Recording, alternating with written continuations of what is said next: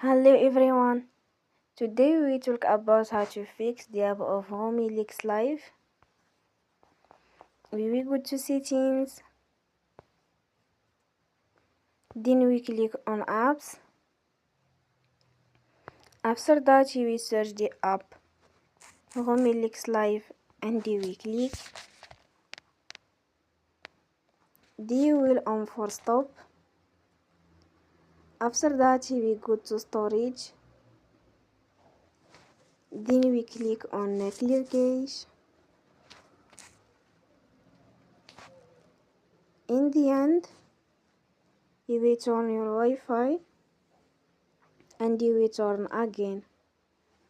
Don't forget to support us by like and subscribe. See you next time and thank you for watching.